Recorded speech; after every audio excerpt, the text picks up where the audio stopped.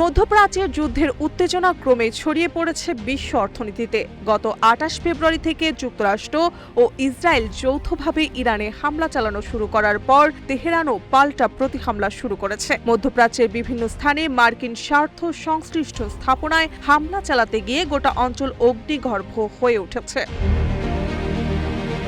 এই সংঘাতের ঢেউ ভারতের শেয়ার বাজারে পড়েছে। বিনিয়োগকারীদের সম্পদ মূল্য থেকে মাত্র কয়েকদিনে প্রায় ৩১ লাখ রুপি ক্ষতি হয়েছে। শুধু একদিনেই বাজারের মূলধন থেকে প্রায় ১২.৭৮ ট্রিলিয়ন রুপি হারিয়েছে।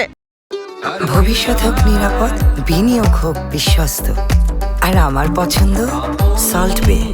ওয়েলকাম টু সল্ট বে।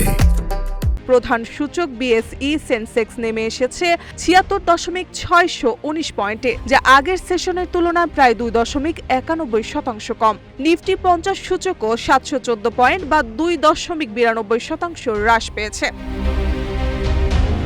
বাজারে অস্থিরতার মূল কারণ হলো তেলের দাম হঠাৎ বেড়ে যাওয়া। আন্তর্জাতিক বাজারে ব্রেন্ট ক্রুড এক সপ্তাহে ২৫% বেশি বেড়ে সাময়িকভাবে ব্যারেল প্রতি $১১৪ ছড়িয়েছে। হরমুজ প্রণালীতে জাহাজ চলাচল বিঘ্নিত হওয়ায় বৈশ্বিক তেলের সরবরাহ অনিশ্চয়তায় পড়েছে। ভারতের মোট তেল চাহিদার প্রায় ৮৫% আমদানির ওপর নির্ভরশীল। তাই তেলের এই অস্থিরতা দেশটির মূল্যস্ফীতি, চলতি হিসাব ঘাটতি এবং সরকারি আর্থিক অবস্থার ওপর বড় চাপ তৈরি করতে পারে।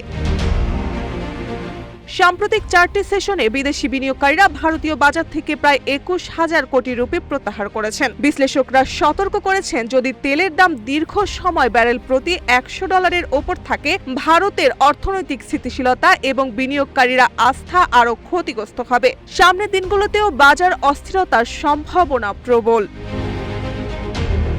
মার্জিয়া মৌ, রূপালী বাংলাদেশ।